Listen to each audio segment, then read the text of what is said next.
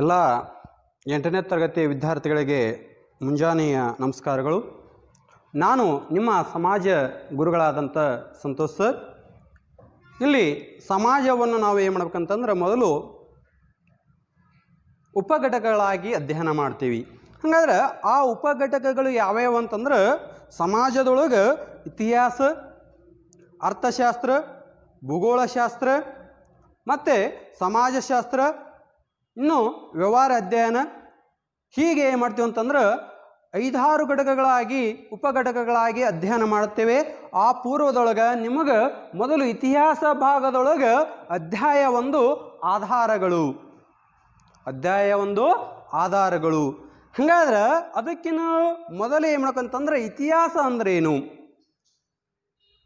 ಇತಿಹಾಸದ ಪಿತಾಮಹ ಯಾರು? ಇತಿಹಾಸ ಅಂತಂದ್ರೆ ಹಿಂದಿನ ಕಾಲದೊಳಗೆ ನಡೆದಂಥ ಘಟನೆಗಳನ್ನು ನಾವೇನು ಮಾಡಕ್ಕಂತೀವಲ್ಲ ಇವತ್ತು ಅಧ್ಯಯನ ಮಾಡ್ತೀವಲ್ಲ ಅದು ಇತಿಹಾಸ. ಹೌದಾ? ಏನು ಅನಾಗರಿಕತೆಯಿಂದ ನಾಗರಿಕತೆಗಳಿಗೆ ನಡೆದುಕೊಂಡು ಬಂದೈತಲ್ಲ ಅದು ಒಂದು ಕೂಡ ಇತಿಹಾಸ. ಇಲ್ಲಿ ಸಂವಿಧಾನದ ಶಿಲ್ಪಿ ಯಾರು? ಡಾಕ್ಟರ್ BR ಅಂಬೇಡ್ಕರ್ ಅವರು ಒಂದು ಮಾತು ಹೇಳ್ತಾರೆ, ಯಾರು ಇತಿಹಾಸವನ್ನು ಓದ್ತಾರಲ್ಲ ಅವರು ಇತಿಹಾಸವನ್ನು ಸೃಷ್ಟಿ ಮಾಡ್ತಾರೆ. ಹಂಗಾದ್ರೆ ಇತಿಹಾಸದ ರಚನೆಗೆ ಏನು ಬೇಕಂತಂದ್ರೆ ನಮಗೆ ಇತಿಹಾಸ ಗೊತ್ತಿರಬೇಕು. ಅಂದಾಗ ಮಾತ್ರ ನಾನೊಂದು ಇತಿಹಾಸವನ್ನು ಸೃಷ್ಟಿಸಲು ಏನಾಗೀನಿ ಅಂದ್ರೆ ಹರನಾಗೀನಿ. ಇತಿಹಾಸ ನನಗೆ ಗೊತ್ತಿಲ್ಲ ಅಂತಂದ್ರೆ ಏನಾಗತ್ತಂತಂದ್ರೆ ನಾನು ಇತಿಹಾಸ ರಚನೆ ಮಾಡಕ್ಕೆ ನಾನು ಏನಾಗೀನಿ ಅಂತಂದ್ರೆ ಭಾಳಷ್ಟು ಹಿಂದುಳಿದೀನಿ. ಹಂಗಾದ್ರೆ ಇತಿಹಾಸ ಏನೇನು ಹೇಳ್ಕೊಡುತ್ತಂತಂದ್ರೆ ಹಿಂದೆ ನಡೆದಂಥ ಘಟನೆಗಳನ್ನು ಹೇಳ್ಕೊಡುತ್ತ. ಹಂಗಾದ್ರೆ ಹಿಂದಿನ ಕಾಲದೊಳಗೆ ಜನರು ಯಾವ ರೀತಿ ಇದ್ರು, ಅವರು ಏನೇನು ತಮ್ಮ ಜೀವನೋಪಾಯ ಕಂಡುಕೊಳ್ಳಕ್ಕೆ ಏನೇನು ವ್ಯವಸಾಯ ಪರಿಕರಗಳನ್ನು ಬಳಸ್ಕೊಂಡಿದ್ರು, ಹಾಗಾದ್ರೆ ಹಿಂದೆ ಏನೇನು ವಸ್ತುಗಳನ್ನು ಬಳಸ್ಕೊಂಡಿದ್ರು. ಹಾಗಾದ್ರೆ ಅಂಥ ವಸ್ತುಗಳು ಇಂದಿಗೂ ಕೂಡ ಉಳಿದಿದ್ರೆ ನಾವೇನು ಮಾಡ್ತೀವಿ ಅಂದ್ರೆ ಇತಿಹಾಸವನ್ನು ಅಧ್ಯಯನ ಮಾಡಕ್ಕೆ ಭಾಳಷ್ಟು ಏನಾಗುತ್ತೆ ಅಂತಂದ್ರೆ ಈಜಿ ಆಗುತ್ತೆ. ಹಾಗಾದ್ರೆ ಅದಕ್ಕಿನ್ನೂ ಮೊದಲು ಆಧಾರ ಅಂತಂದ್ರೆ ಏನು? ಇಲ್ಲಿ ಇತಿಹಾಸವನ್ನು ಏನು ಹೇಳ್ತಂತಂದ್ರೆ ಇತಿಹಾಸವು ಗತಿಸಿ ಹೋದ ಸಂಗತಿಗಳನ್ನು ಕ್ರಮಬದ್ಧವಾಗಿ ಹೇಳುವ ಶಾಸ್ತ್ರವಾಗಿದೆ. ನೋಡ್ರಿ, ಹಿಂದೆ ಸಾಕಷ್ಟು ಗತಿಸಿ ಹೋಗ್ಬಿಟ್ಟವು. ಅಶೋಕ ಮಹಾರಾಜ ಇದ್ದ, ಅಶೋಕ ಮಹಾರಾಜ ಅಶೋಕ ಚಕ್ರವರ್ತಿ ಆಗ್ತಾನೆ. ಹೌದಾ? ಒಮ್ಮೆ ಕಳಿಂಗ ಯುದ್ಧದೊಳಗೆ ಸಾಕಷ್ಟು ನೋವು ನಲಿವುಗಳನ್ನು ಕಾಣ್ತಾನೆ. ಹೌದಾ? ಇದನ್ನೆಲ್ಲ ಹೇಳ ಮುಂದೆ ಆ ಒಂದು ಕಳಿಂಗ ಯುದ್ಧದೊಳಗೆ 150 ಕೋಟಿ ಜನ ಸತ್ತು ಹೋಗಿದ್ರು. ರಕ್ತ ನದಿ ಅಂತ ಹರಿತಿತ್ತಂತಂದ್ರೆ ಅದನ್ನು ನೀವು ನಂಬ್ತಿರೇನು? ರಕ್ತ ನದಿ ಹಂಗೆ ಹರಿಯಕಂತಿತ್ತಂತಂದ್ರೆ ನಂಬ್ತಿರೇನು? ನಂಬಲೇಬೇಕು. ಯಾಕಂತಂದ್ರೆ ನಮಗೆ ಸಾಕಷ್ಟು ಪುರಾವೆಗಳದಾವು, ಸಾಕ್ಷಿಗಳದಾವು, ಆಧಾರಗಳದಾವು. ನೋಡ್ರಿ, ಇಲ್ಲಿ ಆಧಾರವಿಲ್ಲದೆ ಇತಿಹಾಸವಿಲ್ಲ, ಆಧಾರವಿಲ್ಲದೆ ಏನಿಲ್ಲ ಇತಿಹಾಸವಿಲ್ಲ. ಯಾಕೆ ಆಧಾರ ಬೇಕಂತಂತಂದ್ರೆ ಸಾಕಷ್ಟು ಮನುಷ್ಯ ಏನು ಮಾಡ ಅಂತಂದ್ರೆ ತಮ್ಮ ಬದುಕನ್ನು ಕಟ್ಟಿಕೊಳ್ಳಕ್ಕೆ ಅನೇಕ ಏನು ಮಾಡ ಅಂತಂದ್ರೆ ಸಾಮಗ್ರಿಗಳನ್ನು ಬಳಸ್ಯಾನ. ಆ ಸಾಮಗ್ರಿಗಳು ಏನಾಗ್ಯಾವ ಅಂತಂದ್ರೆ ಆಕಾರಗಳಾಗ್ಯಾವು. ಇಲ್ಲಿ ಇತಿಹಾಸಕಾರ ನ್ಯಾಯವಾದಿ ಇದ್ದಂತೆ, ಇತಿಹಾಸಕಾರ ನ್ಯಾಯವಾದಿ ಇದ್ದಂತೆ. ಯಾಕೆ ಇತಿಹಾಸಕಾರರನ್ನು ನಾವು ನ್ಯಾಯವಾದಿ ಅಂತೀವಿ? ಹೌದಾ?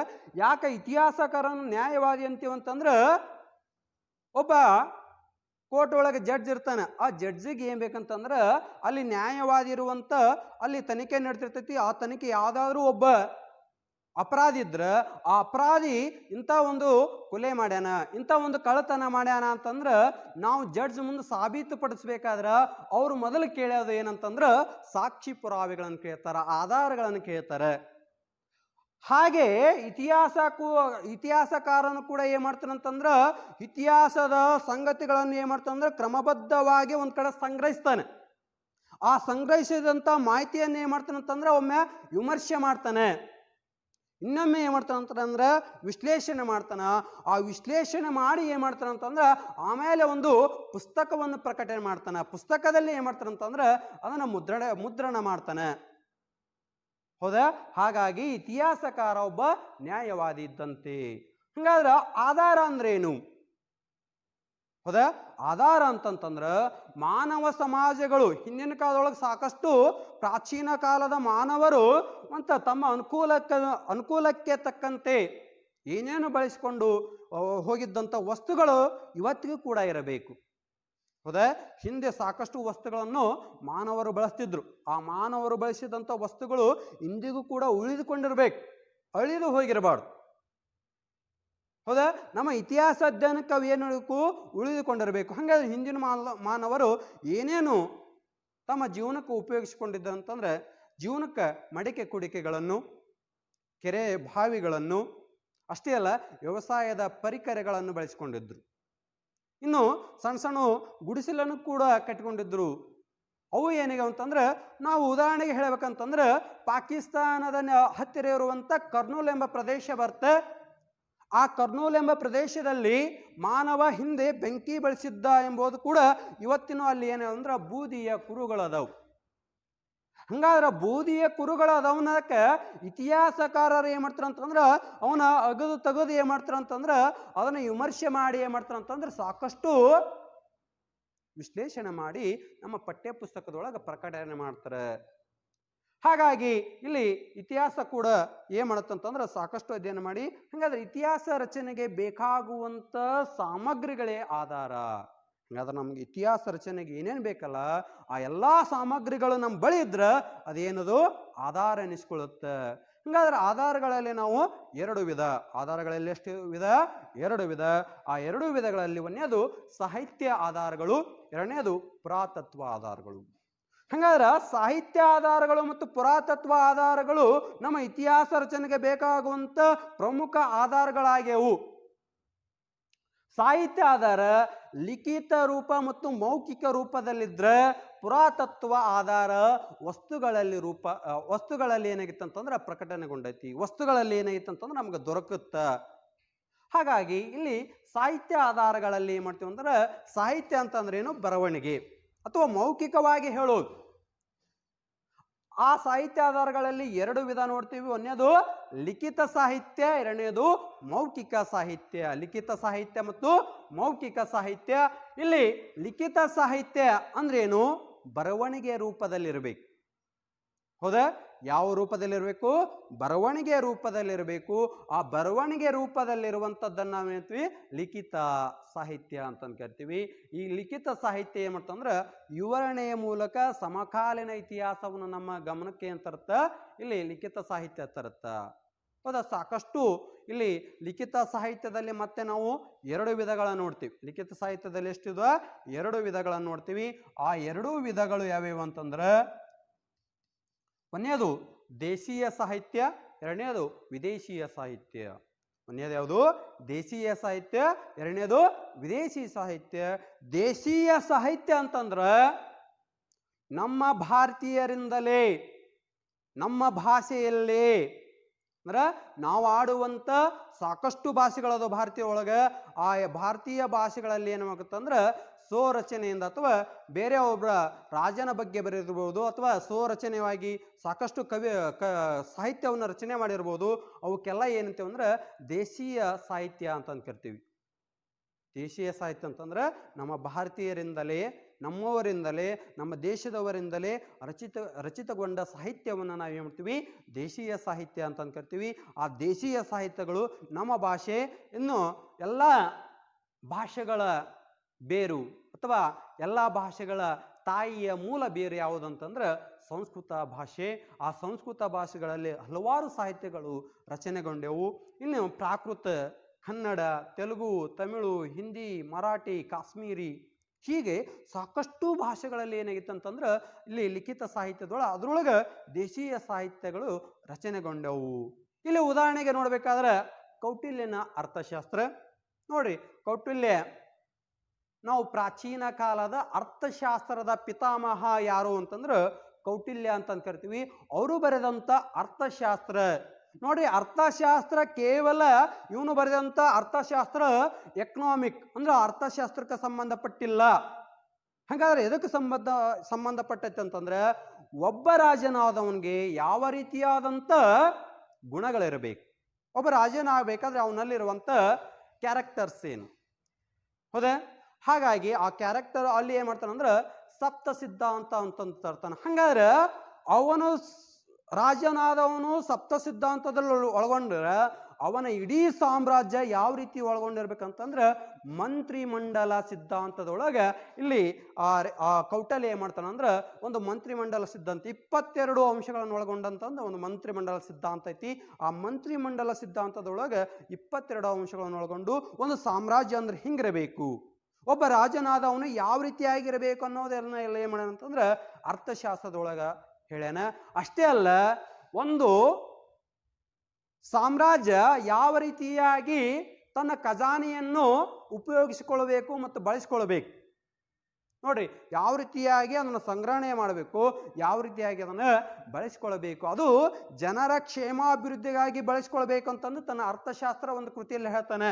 ಇನ್ನು ಹಾಲ ಬರೆದಂತ ಘಾತ ಸಪ್ತಸತಿ, ಹಾಲ ರಾಜ ಬರೆದಂತ ಘಾತ ಸಪ್ತಸತಿ, ಇಲ್ಲಿ ನಮಗೆ ಶಕ ವರ್ಷ ಅಂದ್ರೆ ಕ್ರಿಸ್ತ ಶಕ ಹುಟ್ಟಿದ ಮೇಲೆ ಏನಾಗುತ್ತಂದ್ರೆ ಶಕ ವರ್ಷ ಪ್ರಾರಂಭವಾಗುತ್ತೆ.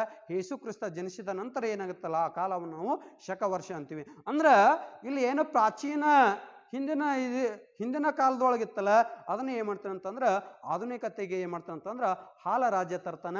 ಆ ಹಾಲ ರಾಜ್ಯ ಏನ್ ಮಾಡ್ತಾನೆ ಅಂತಂದ್ರೆ ಶಾಲಿವಾನ ಶಕೆ 78 ಏನ್ ಮಾಡ್ತಾನೆ ಅಂತಂದ್ರೆ ನಾವು ಅಂಕಿಗಳನ್ನ ಏನ್ ಮಾಡ್ತೀವಿ ಹಿಂದೆ ಹೋಗ್ತಿದ್ವಿ ಪ್ರಾಚೀನ ಕಾಲದೊಳಗೆ, ಅದನ್ನ ಏನ್ ಮಾಡೋದು ಮುಂದೆ ಶಕ ವರ್ಷವನ್ನು ಮುಂದೆ ಏನ್ ಮಾಡಿದ್ರೆ ಶಾಲಿವಾನ ಶಕೆ ಅಂತಂದು ಪ್ರಾರಂಭ ಮಾಡ್ತಾನೆ.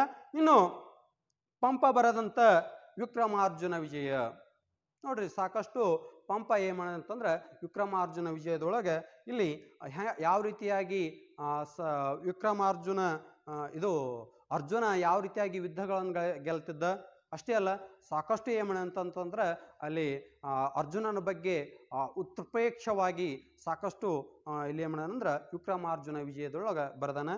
ಇನ್ನು ವಿಶಾಖದತ್ತನ ಮುದ್ರಾರಾಕ್ಷಸ, ವಿಶಾಖದತ್ತನ ಮುದ್ರಾರಾಕ್ಷಸ ಇರುವುದು. ಇನ್ನು ಕಲ್ಲಣನ ರಾಜತರಂಗಿಣಿ, ಕಲ್ಲಣನ ರಾಜತರಂಗಿಣಿ ಇದು ಒಂದು ಕಾಶ್ಮೀರಿ ಭಾಷೆಯಲ್ಲಿ ಬರೆದಂತ ಕಲ್ಲಣ ಏಮಂದ್ರೆ ರಾಜತರಂಗಿಣಿ ಎಂಬ ಒಂದು ಕೃತಿ ಬರ್ತಾನೆ. ಅಲ್ಲಿ ಕಾಶ್ಮೀರದೊಳಗೆ ಯಾವ ರೀತಿಯಾಗಿ ವೇಷಭೂಷಣ ಇತ್ತು, ಅವರು ಆಚರಿಸುವಂಥ ಹಬ್ಬಗಳು ಹೆಂಗಿದ್ದು, ಅವರು ಉಡುಗೆ ತೊಡುಗೆ ಹೆಂಗಿತ್ತು, ಅವನ್ನೆಲ್ಲ ಏನ್ ಮಾಡ್ತಾನಂದ್ರೆ ಕಲ್ಲಣ ಏನ್ ಮಾಡ್ತಾನಂದ್ರೆ ತನ್ನ ರಾಜತರಂಗಿಣಿ ಎಂಬ ಕೃತಿಯಲ್ಲಿ ಬರ್ತಾನೆ. ಇನ್ನು ಬಾಣಭಟ್ಟನ ಹರ್ಷಚರಿತೆ, ಬಾಣಭಟ್ಟನ ಹರ್ಷಚರಿತೆ ಅದು ಕೂಡ ಏನಾಗುತ್ತಂದ್ರೆ ಹರ್ಷವರ್ಧನ ಒಂದು ಉತ್ಪ್ರೇಕ್ಷವಾದಂಥ ಕೃತಿ ಆಗೈತಿ. ಹರ್ಷವರ್ಧನನ್ನು ಏನ್ ಮಾಡ್ತಾನಂತಂದ್ರೆ ಏನ್ ಮಾಡ್ತಾನಂದ್ರೆ ಹೊಗಳಿ ಬರೀತಾನೆ. ಅಂದ್ರೆ ಅವನ ಆಸ್ಥಾನದಲ್ಲಿರುವಂಥ ಆಗಿರೋದ್ರಿಂದ ಬಾಣಭಟ್ಟ ಏನ್ ಮಾಡ್ತಾನಂದ್ರೆ ಹರ್ಷವರ್ಧನ ಬಗ್ಗೆ ಅಲ್ಲಿ ಯಾವುದು ಹರ್ಷಚರಿತೆ ಎಂಬ ಒಂದು ಕೃತಿಯನ್ನು ರಚನೆ ಮಾಡ್ತಾನೆ. ಇನ್ನು ಚಾಂದ್ ಬರ್ದಾಯಿ, ಇಲ್ಲಿ ಪೃಥ್ವಿರಾಜ್ ರಾಸೋ ಎಂಬ ಒಂದು ಕೃತಿ ಬರೀತಾನೆ.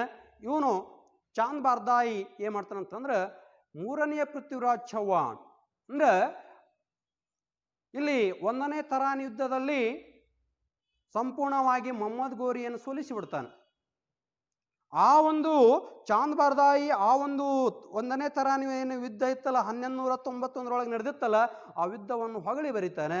ಅವನು ಕೂಡ ಚಾಂದ್ ಬರ್ದಾಯಿ. ಇನ್ನು ನೆಕ್ಸ್ಟ್ ಬರೋದು ವಿದೇಶಿ ಸಾಹಿತ್ಯ. ನೋಡ್ರಿ, ವಿದೇಶಿ ಸಾಹಿತ್ಯ ಅಂತಂದ್ರ ವಿದೇಶಿಗರು ಭಾರತಕ್ಕೆ ಸಾಕಷ್ಟು ಮಂದಿ ಬಂದಾರ. ನಿಮ್ಗೆ ಗೊತ್ತು ಎದಕ್ಕೆ ಬಂದಾರ, ಇಲ್ಲಿ ಏನ್ ಮಾಡಿದ್ರು, ಒಂದು ಉದ್ದೇಶ ಏನಂತಂದ್ರೆ ನಮ್ಮ ಭಾರತ ಏನಾಗಿತ್ತು ಅಂತಂದ್ರೆ ಸಂಪತ್ಭರಿತವಾದ ನಾಡಾಗಿತ್ತು.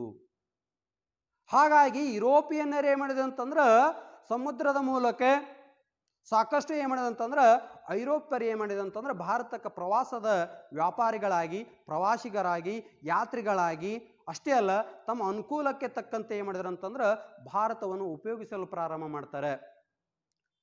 ಇಲ್ಲಿ ವಿದೇಶಿ ಸಾಹಿತ್ಯ ಸಾಕಷ್ಟು ಏನ್ ಮಾಡತ್ತಂತಂದ್ರೆ ನಮ್ಗೆ ನೇರವಾದ ನಿಜವಾದ ಒಂದು ಏನ್ ಮಾಡತ್ತಂತಂದ್ರೆ ಭಾರತ ಹಿಂಗಿತ್ತು ಅಂತಂದು ಹೇಳ್ಕೊಡುತ್ತೆ.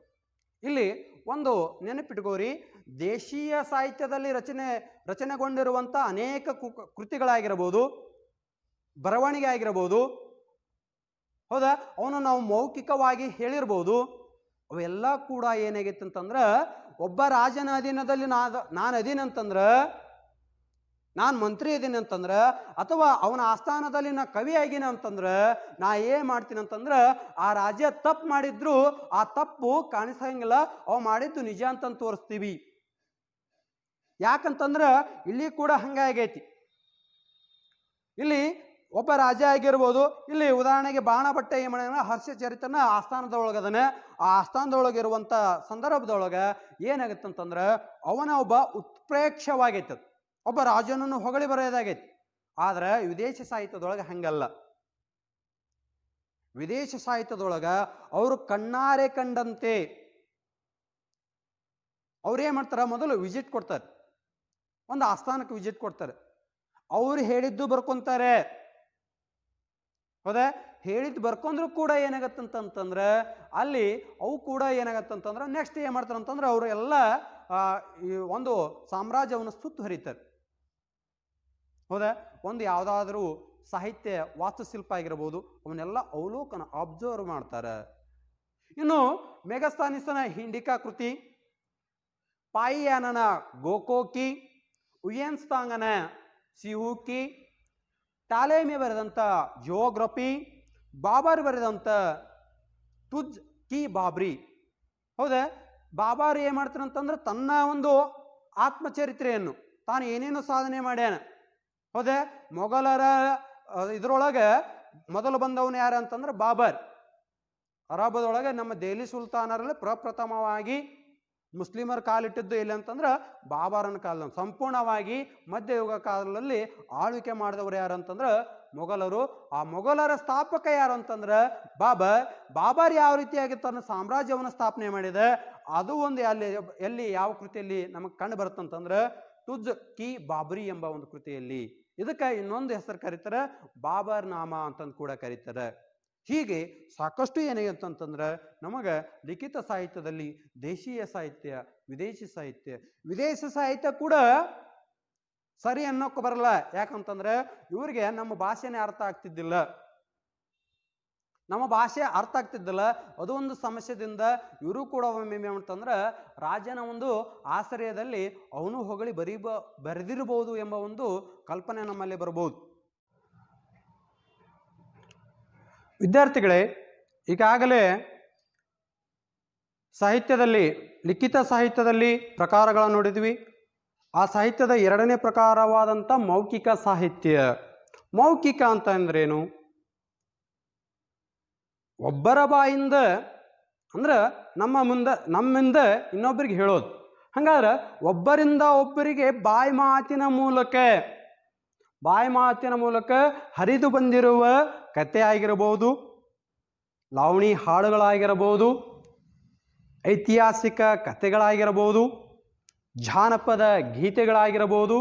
ಇನ್ನು ಸಾಕಷ್ಟು ಈ ಅಜ್ಜ ಅಜ್ಜಿಯರು ಹೇಳುವಂಥ ಹೌದಾ ಹಾಡುಗಳಿರ್ತಾವೆ. ಸೋಬಾನ ಪದಗಳಾಗಿರಬಹುದು, ಬೀಸಕಲ್ಲಿನ ಪದಗಳಾಗಿರ್ಬೋದು, ಹೌದಾ ಕುಟ್ಟುವ ಪದಗಳಾಗಿರಬಹುದು. ಹೀಗೆ ಸಾಕಷ್ಟು ಏನು ಅಂತಂದ್ರೆ ಮೌಖಿಕ ಸಾಹಿತ್ಯ ಬಾಯಿ ಮಾತಿನ ಮೂಲಕ ಮಾತ್ರ ಐತಿ. ಯಾಕೆ ಬಾಯಿ ಮಾತಿನ ಮೂಲಕ ಐತಿ ಅಂತಂದ್ರೆ ಅದರೊಳಗೆ ನಮ್ಮ ಹಿಂದಿನ ಕಾಲದಂಥ ಜನರು ಏನಾಗಿದ್ರು ಅಂತಂದ್ರೆ ಭಾಳಷ್ಟು ಅನಕ್ಷರಸ್ಥರಾಗಿದ್ದರು. ಅವ್ರಿಗೆ ಶಿಕ್ಷಣ ಅನ್ನೋದು ಗಗನ ಚುಕ್ಕಿಯಾಗಿತ್ತು. ಗಗನ ಆಕಾಶದತ್ತಕ್ಕೆ ಅವ್ರ ಶಿಕ್ಷಣವೇ ಇದ್ದಿದ್ದಿಲ್ಲ.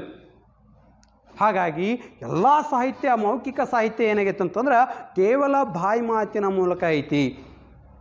ಕೆಲವೊಂದಿಷ್ಟು ಇತಿಹಾಸಕಾರರು ಏನು ಮಾಡ್ಯಾರ ಅಥವಾ ಲಾವಣಿ ರೂಪದಲ್ಲಿರುವಂತೆ ಏನು ಸ್ವಾತಂತ್ರ್ಯ ಹೋರಾಟದಲ್ಲಿ ಪಾಲ್ಗೊಂಡಂಥ ಸಂಗೊಳ್ಳಿ ರಾಯಣ್ಣ ಆಗಿರ್ಬೋದು, ಸಿಂಧೂರ ಲಕ್ಷ್ಮಣ ಆಗಿರ್ಬೋದು, ಟಿಪ್ಪು ಸುಲ್ತಾನ್ ಆಗಿರ್ಬೋದು, ಕಿತ್ತೂರಾಣಿ ಚೆನ್ನಮ್ಮ ಆಗಿರ್ಬೋದು, ಇಂಥ ಅನೇಕ ವೀರ ಮಹಿಳೆಯರ ಘಟನೆಗಳಾಗಿರ್ಬೋದು. ಹೌದಾ? ಇನ್ನು ಝಾನ್ಸಿ ರಾಣಿ ಲಕ್ಷ್ಮೀಬಾಯಿ ಆಗಿರ್ಬೋದು. ಇಂಥ ಹಲವಾರು ಇತಿಹಾಸಕಾರರ ಅಥವಾ ಇತಿಹಾಸದಲ್ಲಿ ಸಾಧನೆಗೈದಂಥ ಇಲ್ಲಿ ಸಾಕಷ್ಟು ಇತಿಹಾಸಕಾರರು ಅಥವಾ ಇಲ್ಲಿ ಲಾವಣಿ ಪದಗಳಾಗಿರ್ಬೋದು. ಆ ಲಾವಣಿ ಪದಗಳು ಕೂಡ ಏನಾಗಿವೆ ಅಂತಂದ್ರೆ ಸಿಂಧೂರ ಲಕ್ಷ್ಮಣವರ ಬಗ್ಗೆ ಸಾಕಷ್ಟು ಹಾಡಿ ಹೋಗಿದ್ದಾರೆ.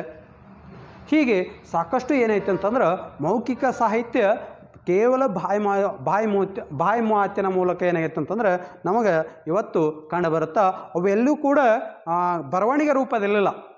ಎಲ್ಲೋ ಒಂದಿಷ್ಟು ಲಾವಣಿ ರೂಪದಲ್ಲಿರುವಂಥ, ಮತ್ತೆ ನಾ ಹೇಳಿದ್ನಲ್ಲ, ಇತಿಹಾಸವನ್ನು ರಚನೆ ಅಥವಾ ನಮ್ಮ ಸ್ವಾತಂತ್ರ್ಯ ದೇಶಕ್ಕಾಗಿ ಹೋರಾಡಿದಂಥ ಅನೇಕ ಘಟನಾಗಳು, ಸ್ವಾತಂತ್ರ್ಯ ಹೋರಾಟಗಾರರ ಬಗ್ಗೆ ಇಲ್ಲಿ ಸಾಕಷ್ಟು ಮೌಖಿಕ ಸಾಹಿತ್ಯ ಬರವಣಿಗೆ ರೂಪದಲ್ಲೇ ಐತಿ ಹೊರತು ಉಳಿದಂಥ ಸಾಹಿತ್ಯ ಬರವಣಿಗೆ ರೂಪದಲ್ಲಿ ನಾವು ಕಾಣಲಿಕ್ಕೆ ಸಿಗೋಂಗಿಲ್ಲ.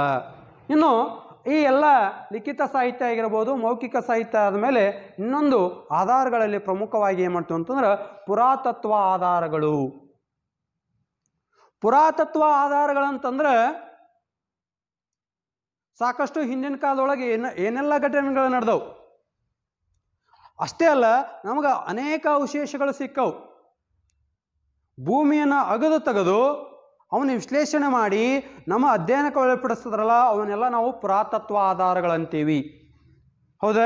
ಹಂಗಾದ್ರೆ ಭೂಮಿಯ ಮೇಲಿರುವಂಥದ್ದು ಕೇವಲ ಪುರಾತತ್ವ ಆಧಾರ ಅಲ್ಲ, ಭೂಮಿಯ ಒಳಗನ್ನು ನಾವು ಹೇಳ್ತೀವಿ, ಭೂಮಿಯ ಒಳಗೆ ಅಗದು ತೆಗೆದು ಅದನ್ನು ಅಧ್ಯಯನಕ್ಕೆ ಒಳಪಡಿಸ್ತೀವಲ್ಲ, ಅದು ಕೂಡ ಏನಾಗುತ್ತಂದ್ರೆ ಪುರಾತತ್ವ ಆಧಾರಗಳಾಗುತ್ತೆ.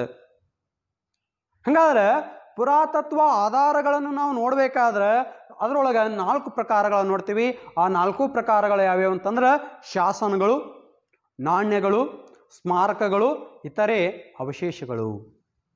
ಇಲ್ಲಿ ಮೊದಲನೇದ ಪುರಾತತ್ವ ಆಧಾರಗಳಲ್ಲಿ ಶಾಸನಗಳನ್ನು ನೋಡ್ತೀವಿ. ಆ ಶಾಸನಗಳಲ್ಲಿ ಶಾಸನ ಅಂತಂದ್ರೆ ಕೊರೆಯಲ್ಪಟ್ಟಿರುವ ಕಲ್ಲು ಎಂದರ್ಥ, ಅಥವಾ ಆ ಕೆತ್ತಲ್ಪಟ್ಟಿರುವಂಥ ಕಲ್ಲು ಎಂದರ್ಥ ಆಗುತ್ತೆ. ಇಲ್ಲಿ ಸಾಕಷ್ಟು ನಮಗೆ ಶಾಸನಗಳು ಏನಾಗ್ಯಾವ ಅಂತಂದ್ರೆ ಬಂಡೆಗಲ್ಲು ರೂಪದಲ್ಲಿ, ಎಲೆಗಳ ಮೇಲೆ, ಗಿಡ ಮರಗಳ ತೊಗಟೆ ಮೇಲೆ, ಹೀಗೆ ಸಾಕಷ್ಟು ಏನು ಅಂತಂತಂದ್ರೆ ನಮಗೆ ಶಾಸನಗಳು ದೊರೆತವು. ಇನ್ನು ದೊಡ್ಡ ದೊಡ್ಡ ಬೃಹದಾಕಾರದ ಬಂಡೆಗಲ್ಲ ಮೇಲೆ ಏನು ಮಾಡ್ಯಾರ ಅಂದ್ರೆ ಶಾಸನಗಳನ್ನು ಕೆತ್ತನೆ ಮಾಡ್ಯಾರ.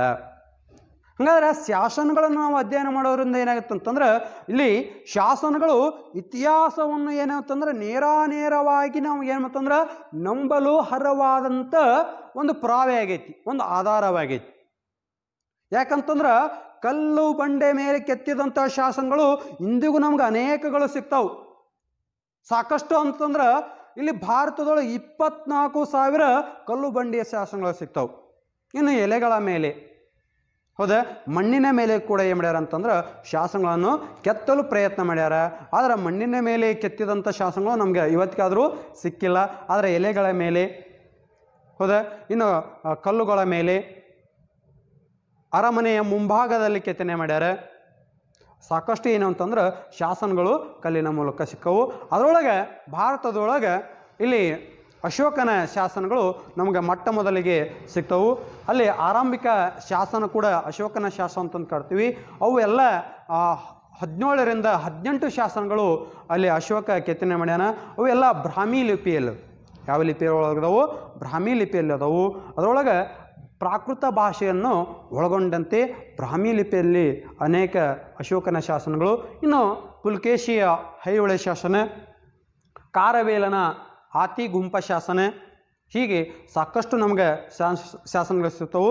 ಅದರೊಳಗೆ ಉತ್ತರ ಮೇರೂರು ಶಾಸನ, ನಮ್ಮ ಉತ್ತರ ಮೇರೂರು ಶಾಸನ ಏನು ಹೇಳ್ಕೊಡ್ತಂತಂದ್ರೆ ಚೋಳರ ಗ್ರಾಮಾಡಳಿತ ಹೆಂಗಿತ್ತು ನೋಡ್ರಿ. ಈಗೆಲ್ಲ ನಾವು ಆಧುನಿಕತೆಯಲ್ಲಿ ಬಂದು ಆಡಳಿತವನ್ನು ವಿಭಾಗ ಮಾಡಿ, ಕ್ರಿಸ್ತಶಕ 6ನೇ ಶತಮಾನದಲ್ಲೇ ಚೋಳರು ಏನು ಮಾಡಿದ್ರು ಅಂತಂದ್ರೆ ತಮ್ಮ ಒಂದು ಸಾಮ್ರಾಜ್ಯವನ್ನು ಆಡಳಿತದ ಘಟಕಗಳಾಗಿ ಮಾಡಿದ್ರು, ವಿಭಾಗಗಳಾಗಿ ಮಾಡಿದ್ರು. ಹಾಗಾಗಿ ಸಾಕಷ್ಟು ಏನಂತಂದ್ರೆ ಉತ್ತರ ಮೇರೂರು ಶಾಸನ ಅಲ್ಲಿ ಯಾವ ರೀತಿಯಾಗಿ ಚೋಳರ ಆಡಳಿತ ಇತ್ತು. ಹಂಗಾದ್ರೆ ಚೋಳರ ಆಡಳಿತ ಹೆಂಗಿತ್ತಂದ್ರೆ ಇಲ್ಲಿ ನಾವೇನು ಜಿಲ್ಲಾ ಪಂಚಾಯಿತಿ, ಗ್ರಾಮ ಪಂಚಾಯಿತಿ, ತಾಲೂಕು ಪಂಚಾಯಿತಿ, ಆ ತಾಲೂಕು ಪಂಚಾಯತಿದೊಳಗೆ ಭಾಗ ಮಾಡ್ತೀವಿ. ಹಾಗಾಗಿ ಇಲ್ಲಿ ಕೂಡ ಏನು ಮಾಡ್ತಂದ್ರೆ ಉತ್ತರ ಮೇರೂರು ಶಾಸನದೊಳಗೆ ಚೋಳರ ಆಡಳಿತ ಹೆಂಗಿತ್ತಂತಂದ್ರೆ ಹಂತವಾಗಿತ್ತು. ಹೌದಾ? ಇಲ್ಲಿ ಘಟಕಗಳನ್ನಾಗಿ ಮಾಡಿದ್ರು, ಗ್ರಾಮಗಳಾಗಿ ಮಾಡಿದ್ರು, ನಾಡುಗಳಾಗಿ ಮಾಡಿದ್ರು, ಇನ್ನು ಸರ್ಕಾರ ಅಂತಂದ್ರೆ ಜಿಲ್ಲೆಗಳಾಗಿ ಮಾಡಿದ್ರು. ಈ ರೀತಿಯಾಗಿ ಉತ್ತರ ಮೇರೂರು ಶಾಸನ ಏನ್ತಂದ್ರೆ ಚೋಳರ ಆಡಳಿತದ ಬಗ್ಗೆ ತಿಳಿಸಿಕೊಡುತ್ತಾ. ಇನ್ನು ತದನಂತರ ಪುರಾತತ್ವ ಆಧಾರಗಳಲ್ಲಿ 2ನೇದು ನಾಣ್ಯಗಳು. ನೋಡ್ರಿ, ನಾಣ್ಯಗಳು ನೋಡಲಿಕ್ಕೆ ಚಿಕ್ಕದೈತಿ, ಸಣ್ಣದೈತಿ, ಆದ್ರೆ ಆ ನೋಡಲಿಕ್ಕೆ ಚಿಕ್ಕದು ಸಣ್ಣದಿದ್ರೂ ಕೂಡ ನಾಣ್ಯಗಳು ಏನು ಮಾಡ್ತಾವ ಅಂತಂದ್ರೆ ಇತಿಹಾಸದ ರಚನೆಗೆ ಬಹಳಷ್ಟು ಪುರಾವೆಗಳನ್ನು ಒದಗಿಸ್ಕೊಡ್ತಾವೆ. ಏನು ಪುರಾವೆಗಳನ್ನು ಒದಗಿಸ್ಕೊಡ್ತಾವು? ಹಂಗಾದ್ರೆ ಒಬ್ಬ ರಾಜನ ಆಡಳಿತ ಹೆಂಗಿತ್ತು, ಒಬ್ಬ ರಾಜ ಅದರ ಮೇಲೆ ನೋಡ್ರಿ ನಾಣ್ಯಗಳ, ನಿಮ್ಮ ನಾಣ್ಯಗಳನ್ನು ನೋಡ್ರಿ, ನಾಣ್ಯಗಳಿದ್ರೆ ಏನಾಗತ್ತಂತಂದ್ರೆ ಅದರ ಮೇಲೆ ಎಸ್ವಿ ಇರುತ್ತೆ, ಹೌದಾ? ಇನ್ನು ಹಿಂದಿನ ಕಾಲದೊಳಗೆ ನಾಣ್ಯಗಳ ಮೇಲೆ ನಾವೇನಂತೀವಲ್ಲ ಅದರ ಮೇಲೆ ಸಾಕಷ್ಟು, ಈಗ ನಿಮ್ಮ ಇವನ್ ತೆಗೆದ್ರೆ ಅದರೊಳಗೆ ಯಶ್ವಿಗಳು ಸಿಗ್ತಾವೆ, ಹೌದಾ? ಹಾಗಾದ್ರೆ ಆ ಕಾಲದೊಳಗೆ ಯಾವ ಕಾಲದೊಳಗೆ ಆಳ್ವಿಕೆ ಮಾಡಿದ್ದ, ಅಷ್ಟೇ ಅಲ್ಲ ಧರ್ಮದ ಬಗ್ಗೆ ತಿಳಿಸ್ಕೊಡುತ್ತೆ. ಅಷ್ಟೇ ಅಲ್ಲ ಅವನ ಖಜಾಂಚಿ ಯಾವ ರೀತಿ ಆಗಿತ್ತು, ಆ ರಾಜನ ಖಜಾಂಚಿ ಹೆಂಗಿತ್ತು, ಆ ರಾಜಗೆ ಇದ್ದಂಥ ಬಿರುದು ಯಾವುದು, ಆ ರಾಜ ಯಾವ ರೀತಿಯಾಗಿ ಸಾಹಿತ್ಯಕ್ಕೆ ಬೆಂಬಲ ಕೊಡ್ತಿದ್ದ ಅನ್ನೋದು ಕೂಡ ನಾಣ್ಯಗಳಲ್ಲಿ ಕಂಡು ಬರುತ್ತೆ. ಹಾಗಾಗಿ ಇಲ್ಲಿ ಉದಾಹರಣೆಗೆ ಸಮುದ್ರಗುಪ್ತನ 7 ಪ್ರಕಾರದ ನಾಣ್ಯಗಳನ್ನು ಜಾರಿಗೆ ತರ್ತಾನ. ಆ 7 ಪ್ರಕಾರದ ನಾಣ್ಯಗಳನ್ನು ನಾವು ನೋಡಿದಾಗ ಸಮುದ್ರಗುಪ್ತ ಒಬ್ಬ ಸಂಗೀತ ಪ್ರಿಯನಾಗಿದ್ದ ಅನ್ನೋದು ಕಂಡು ಬರುತ್ತೆ. ಅದು ಎದರ ಮೂಲಕ ಕಂಡು ಬರುತ್ತಾ? ನಾಣ್ಯಗಳ ಮೂಲಕ ನಮಗೆ ಕಂಡು ಬರುತ್ತಾ. ಅಷ್ಟೇ ಅಲ್ಲ ಸಮುದ್ರಗುಪ್ತ ಒಬ್ಬ ಅಶ್ವಮೇಧಯಾಗಿ ಆಗಿದ್ದನು. ಒಬ್ಬ ರಾಜ ಏನ್ ಮಾಡ್ತಾನಂದ್ರ ಅಶ್ವಮೇಧ ಯಾಗ ಮಾಡ್ಬೇಕಾದ್ರೆ ಸಾಕಷ್ಟು ತನ್ನ ಕುದುರೆಗಳನ್ನು ಬಿಟ್ಟಿರ್ತಾನೆ. ಆ ಕುದುರೆಗಳನ್ನು ಯಾರು ಕಟ್ತಾರಲ್ಲ ಆ ರಾಜನ ವಿರುದ್ಧ ಏನ್ ಮಾಡಬೇಕು, ಹೋರಾಟ ಮಾಡಬೇಕು ಅನ್ನೋದು ಕೂಡ ನಮಗೇನಾಗ್ತಂತಂದ್ರೆ ನಾಣ್ಯಗಳ ರೂಪದಲ್ಲಿ ಏನ್ ಮಾಡ್ತಂದ್ರೆ ಅಶ್ವಮೇಧ ಯಾಗ ಮಾಡಿದ್ದ ಅನ್ನೋದು ಸಮುದ್ರಗುಪ್ತನ ಬಗ್ಗೆ ನಮ್ಗೆ ತಿಳಿದು ಬರ್ತ. ಇನ್ನು ಗೌತಮ ಪುತ್ರಿ ಶತಕರ್ಣಿ ಏನ್ ಮಾಡ್ತಾನಂತಂದ್ರೆ ನಯಪಾಣ ಎಂಬ ರಾಜನ ಮೇಲೆ ದಾಳಿ ಮಾಡ್ತಾನೆ. ದಾಳಿ ಮಾಡಿ ಅವನಲ್ಲಿರುವಂಥ ಅಷ್ಟು ಖಜಾಂಚಿಯನ್ನು ಏನ್ ಮಾಡ್ತಾನಂದ್ರೆ ತನ್ನ ಒಂದು ಸಾಮ್ರಾಜ್ಯಕ್ಕೆ ಏನ್ ಮಾಡ್ತಾನಂದ್ರೆ ಸೇರಿಸ್ಕೊಳ್ತಾನೆ. ಆ ಸೇರಿಸ್ಕೊಳ್ಳುವಂಥ ಪೂರ್ವದೊಳಗೆ ನಯಪಾಣನ ಚಿತ್ರ ಅದರ ಮೇಲೆ ಇರ್ತದೆ, ನಾಣ್ಯಗಳ ಮೇಲೆ. ಅದನ್ನೆಲ್ಲ ಅಳಿಸಿ ಹಾಕಿ ಏನ್ ಮಾಡ್ತಾನಂದ್ರೆ ತನ್ನದೇ ಆದಂಥ ಒಂದು ಏನ್ ಮಾಡ್ತಾನಂದ್ರೆ ಆ ನಾಣ್ಯಗಳ ಮೇಲೆ ತನ್ನ ಹೆಸರನ್ನು ಮುದ್ರಣ ಮಾಡ್ತಾನ. ಹೀಗೆ ಸಾಕಷ್ಟು ನಾಣ್ಯಗಳು ಏನ್ ಮಾಡ್ತಾವ ಅಂತಂದ್ರೆ ಸಣ್ಣದಿದ್ರು ಅವರ ಇರುವಂಥ ಆರ್ಥಿಕ ಪರಿಸ್ಥಿತಿಯನ್ನು ನಮ್ಗೆ ಏನ್ ಮಾಡ್ತಾವು, ತಿಳಿಪಡಿಸ್ತಾವು. ಇನ್ನು ಬೆಂಗಳೂರಿಗೆ 2000 ವರ್ಷಗಳ ಹಿಂದೆ ಬೆಂಗಳೂರಿಗೆ ರೋಮನ್ ನಾಣ್ಯಗಳ ಪರಿಚಯವಿತ್ತು ಅಂದ್ರೆ ರೋಮನ್ ಮತ್ತು ಕರ್ನಾಟಕದ ವ್ಯಾಪಾರ ಆವಾಗ್ಲಿಂದನ ಶುರುವಿತ್ತು ಅನ್ನೋದು ನಮ್ಗೆ ಕಂಡು ಬರುತ್ತೆ. ಸುಮಾರು 2000 ವರ್ಷದಿಂದ ಬೆಂಗಳೂರಿಗೆ ರೋಮನ್ ನಾಣ್ಯಗಳು ಸಿಕ್ಕಿದ್ವು ಅನ್ನೋದಕ್ಕೆ ಕೂಡ ಏನು ಮಾಡ್ತಂದ್ರೆ ಇಲ್ಲಿ ವ್ಯಾಪಾರ ಎಷ್ಟಿತ್ತು ಅನ್ನೋದು. ಇನ್ನು ತದನಂತರ ಪುರಾತತ್ವ ಆಧಾರಗಳಲ್ಲಿ ಸ್ಮಾರಕಗಳು ಅಂದ್ರೆ ಸಾಕಷ್ಟು ಅದಾವು. ಈಗ ಬಿಜಾಪುರದ ಗೋಳಗುಮ್ಮಟ ಆಗಿರಬಹುದು, ಶ್ರವಣ ಬೆಳಗೊಳದಲ್ಲಿರುವಂಥ ಗೊಮ್ಮಟೇಶ್ವರ ಆಗಿರಬಹುದು, ಇಲ್ಲಿ ಗದಗಿನಲ್ಲಿರುವಂಥ ತ್ರಿಕೂಟೇಶ್ವರ ದೇವಾಲಯ ಆಗಿರಬಹುದು, ವೀರನಾರಾಯಣ ಗುಡಿ ಆಗಿರಬಹುದು, ಲಕ್ಕುಂಡಿಯಲ್ಲಿರುವಂಥ ಸೋಮೇಶ್ವರ ದೇವಾಲಯ ಆಗಿರಬಹುದು. ಇವೆಲ್ಲ ಏನು ಒದಗಿಸ್ಕೊಡ್ತಾವಂತಂದ್ರೆ ಸ್ಮಾರಕಗಳು ಹಿಂದಿನ ಕಾಲದೊಳಗೆ ಕಲೆ ಮತ್ತು ವಾಸ್ತುಶಿಲ್ಪಕ್ಕೆ ಎಷ್ಟು ನಮ್ಮ ರಾಜರು ಪ್ರಾಧಾನ್ಯತೆ ಕೊಟ್ಟಿದ್ರು ಅನ್ನೋದು ಕಂಡು ಬರುತ್ತೆ. ಅಷ್ಟೇ ಅಲ್ಲ ಅವರು ಅಳವಡಿಸಿಕೊಂಡಿರುವಂಥ ಶೈಲಿಗಳ ಬಗ್ಗೆ ಕೂಡ ಅವರು ಯಾವ ಕಲ್ಲಿನಿಂದ ಕೆತ್ತನೆ ಮಾಡ್ಯಾರ ನೋಡಿ. ಸಂಪೂರ್ಣವಾಗಿ ಆಗ್ರಾದಲ್ಲಿರುವಂಥ ತಾಜ್ ಮಹಲ್ ಏನಾಗಿತ್ತು ಅಂದ್ರೆ ಅಮೃತ ಶಿಲೆಗಳಿಂದ ನಿರ್ಮಾಣಗೊಂಡೈತಿ. ಇನ್ನು ಇಲ್ಲಿ ವಿಜಾಪುರದಲ್ಲಿರುವಂಥ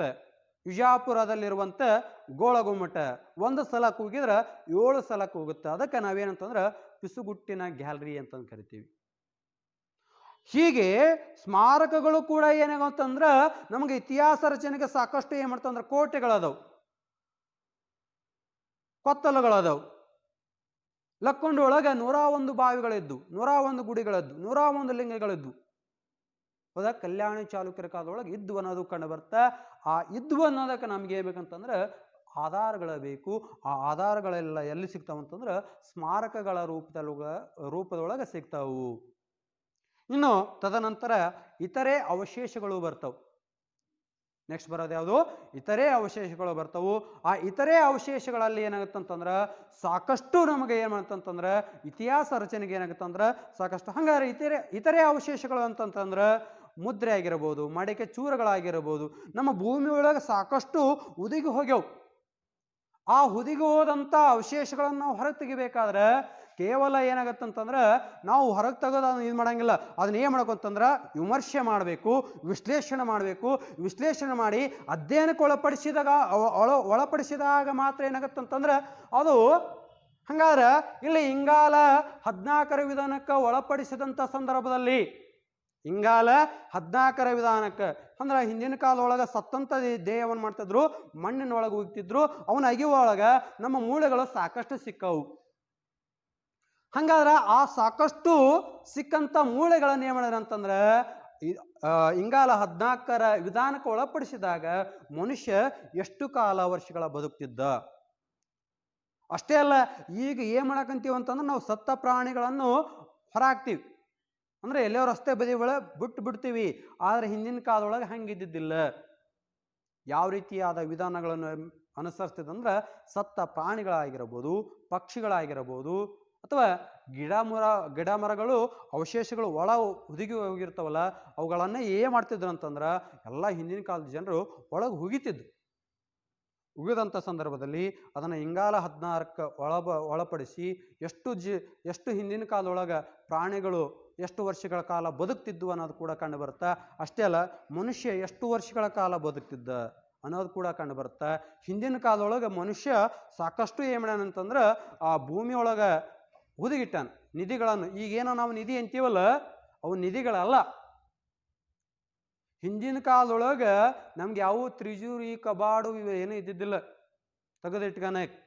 ಹಂಗಾಗಿ ಮನುಷ್ಯ ಏನ್ ಮಾಡ್ತಂತಂದ್ರೆ ಬೇರೆಯವರು ದಾಳಿಯಿಂದ ತಪ್ಪಿಸ್ಕೊಳಕ್ಕೆ ಅಥವಾ ತಾನು ಗಳಿಸಿದ ಸಂಪತ್ತನ್ನು ಉಳಿಸಿಕೊಳ್ಳಕ್ಕೆ ಏನ್ ಮಾಡ್ತಂದ್ರೆ ತನ್ನ ಮನೆಯೊಳಗೆ ಒಂದು ದೊಡ್ಡದು ಏನ್ ಮಾಡ್ತಂದ್ರೆ ನೆಲಮನೆ ಮಾಡಿ ಅವನು ಇದು ಮಾಡಿಬಿಡ್ತಿದ್ದ. ಅವುಗಳನ್ನು ಅಲ್ಲಿ ಸಂಗ್ರಹಿಸಿಡ್ತಿದ್ದ.